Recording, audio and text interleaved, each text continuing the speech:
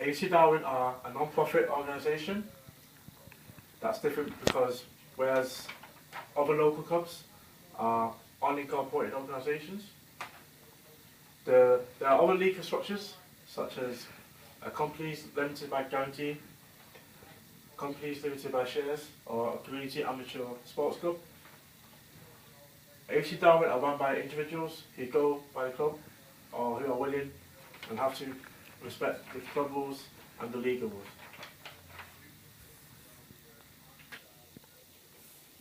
AFC Darwin's organisation structure.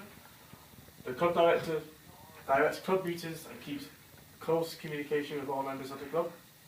The secretary is the key and administration officer of the club. He/she person provides the link between members in the club. The treasurer, he/she maintains all financial records and reports all financial matters to the authorities. Sports manager attends meeting, what got to do with ongoing issues surrounding the club, and will assist with all activities around the club. A sports coach like myself is an individual who trains the team to play respective sport in a suitable way.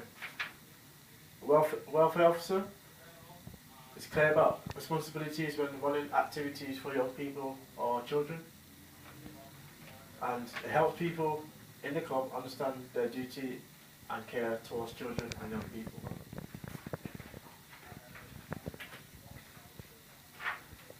The club director directs all the meetings.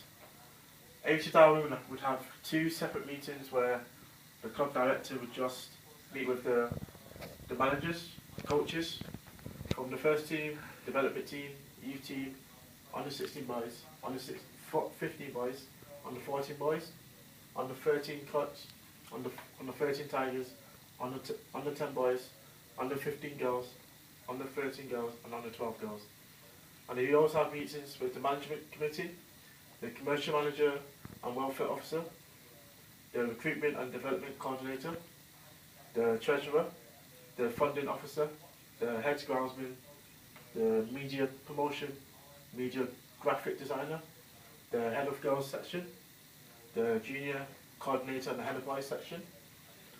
And the club director will meet up with these people. For example, when he meets up with the coaches, we have meetings such as if a player is racially abused, how would they deal with it? Or if he meets up with the management committee, when the committee needs a timely reminding on how the club should be run and how it should be kept.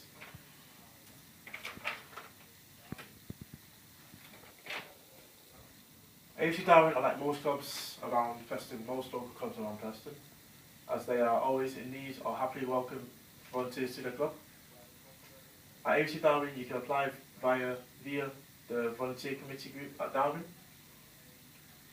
You can also contact the local FA, Lancashire FA, to see if there are any volunteer positions available at AFC Darwin.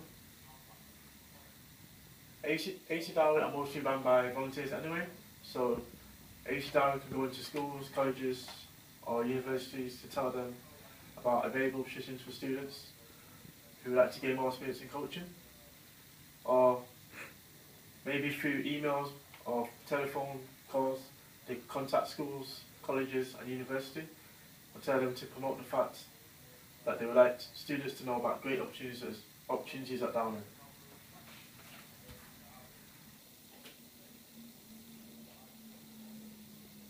Every volunteer must have a CRB before giving yes to coach at Darwin. I had to get a CRB before I could coach there for 2 weeks. Every coach must have a FA level 1, although this could not be the case if you are in education and need an experience, or if you can convince AFC Darwin that you want to pursue a career in coaching and make them believe you, or make them believe that you want to. The first aid is not needed if you're around an experienced coach who already has a first aid. Of course, if you're by yourself, then you can't coach or you can't be around players, especially young players.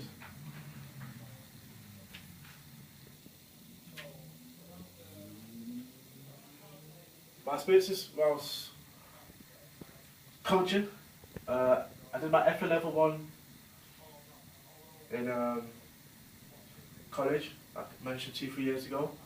I did my session I did was 3D Gate. It was a very tough session for me because I remember, of course I knew the group, they were my friends, we all got along, but of course it was my first proper session and I had to pass my FA level 1. So I wasn't very loud, I wasn't very confident, but of course I did have knowledge of the game, football, and I had a good plan of what I wanted to do. And so as the session went on, I got more loud, I got more confident, because of course I was used to the group, I was used to the people I was coaching, and I ended up passing my FA level 1 with ease. FA level 2 is a different story, that was a lot harder. Then I did a finishing, but FA level 2 has 3 steps to it. It has a technique, skill and game. So it made it more harder for me personally. And I remember FA level 2 as well, because I didn't plan it well enough. And because I didn't plan it well enough, the players didn't know what they're doing, I didn't know what I was doing, and it was a bit of a mess. So I actually ended up failing my FA level 2 first time. But of course, the coach I had back then just told me to keep going. He said he was confident in me. He just said I need to be more confident and make sure I plan a week ahead. So of course, the second time which I did it, I made sure I planned the week before, and I made sure I knew what I was doing, so the players would know what they're doing. And it was a lot. I remember it was a lot better session. I was more confident. I was more loud. I knew what I was doing. The players knew what they're doing, and the coach was very impressed and ended up passing FA level 2, second time around. Of course, I've been to 2 weeks in Street League in Manchester, and Street League was different because Street League's between the ages 18 to 24, so it was a harder experience for me because I wasn't coaching kids, I wasn't really coaching teenagers either. I was mostly coaching like adults, and of course it's always scary when you're younger coaching adults. You always feel like they don't respect you or they don't fear you, which as a coach you want to be feared in a way and you want to be respected. But at Street League Manchester, I wasn't really respected as, of course I was younger than most of them at that time. I was about 16, 17. But in a way it was a good experience for me as well, because as the coach said in Manchester Street League, it was a tough experience because the players, I had to get through it, and I got through it in the end in 2 weeks. And I look back at it now, I'm glad I did it, because now I know I can handle it next time I go, and now I know I will be respected and I will be feared because I'm a better coach, I'm a better person. Of course, I've been at Curzon Ashton as well for a week. That was a good session, a very experienced coach at Curzon Ashton. Yeah, I learned a lot from him. Last year at university, the Thai Golf event, I was coaching younger kids, I think it was aged around 10.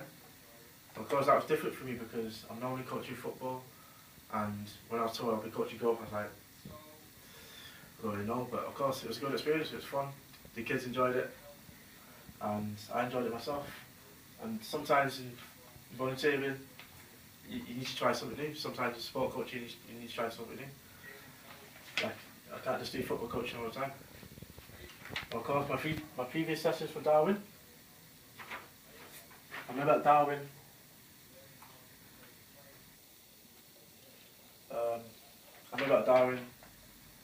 I didn't plan my session very well on the day, so I had to work harder to put on a certain session on the day, which meant the players didn't know what they were doing. Of course, at Darwin, they're semi-pro level, so I wouldn't want them believing I'm not the best of coaches. The session on day I didn't really plan it properly, and so I had to do harder, and that made me more confident and more brave.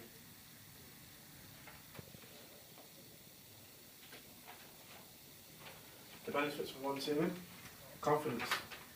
Of course, you're going to gain confidence because the more you volunteer, the more confident you get.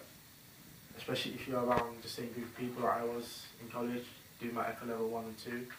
I was around the same people and I was more confident around them, and of course that helped me pass the ECHA level 1 and 2.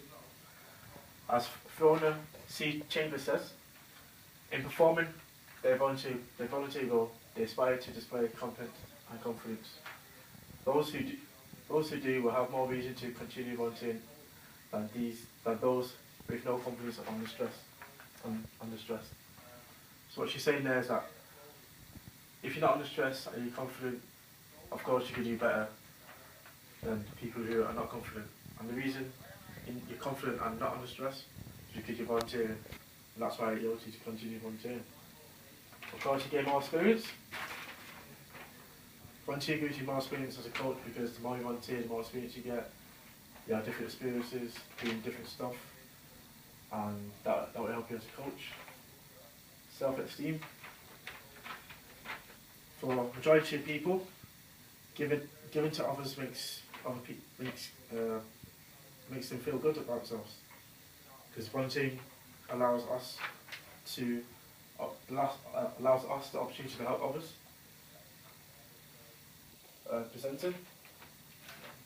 Of course, when you're coaching, you are most likely to speak in groups, which means you improve your presenter skills.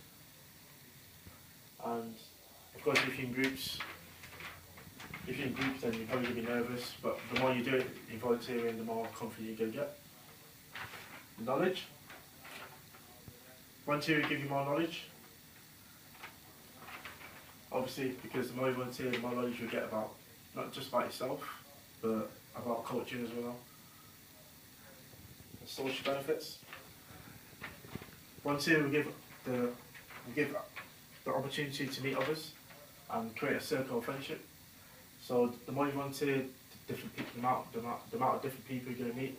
So for example, I've volunteered at 4 or 5 different places, and I've met a lot of people, and I am friends with them, and you stay friends, and you keep them in contact as well, just in case you never know what happens in the future.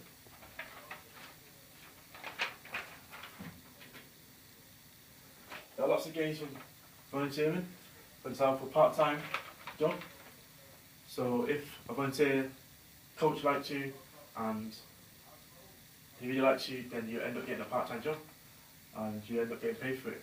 Because at the end of the day, everyone wants to get paid, and even though volunteering is great, everyone wants to get paid and everyone wants to get a job at the end of it. So I think a part-time job is helpful. Of course, that can turn into full-time as well. Of course, you learn from other coaches. I've learned from a lot of different coaches in Manchester, Tidal, Darwin. Got different opinions, and different opinions will make you improve, because the more opinions you get, then the more you can get your feedback and reflect in yourself and improve yourself as a coach. Of course, different coaching styles. You have your autocratic, where I see that as Pep Guardiola. Autocratic means bossy, doesn't really listen to whatever anyone says. I feel like Pep Guardiola was that because he is bossy and he doesn't listen to what anyone says. He plays his style of football like he wants. Maybe that's why he's got success at Barcelona, Bayern, and he probably will get success at Man City. The democratic, I see that more as a Jose Mourinho. The democratic is where it's in between. They're not too bossy, but they're not too nice either. So they're in the middle, and I think Jose Mourinho is a bossy guy. He tells players what he wants from them, but he also needs to tell players what they can do. The laissez-faire, I see that as more as a club, because laissez-faire likes his players. He likes his players, he helps his players, and that's what Klopp does.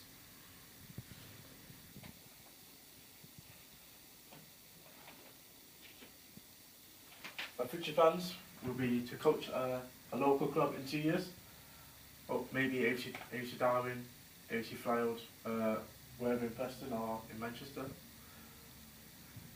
Hopefully be coaching at a professional club in the next 5 years. Of course it's ambitious, but who knows. I may have a lot of contacts from the local clubs, and I know I will be a better coach in the future. Of course, if that doesn't go through, then I could be a teacher in the classroom,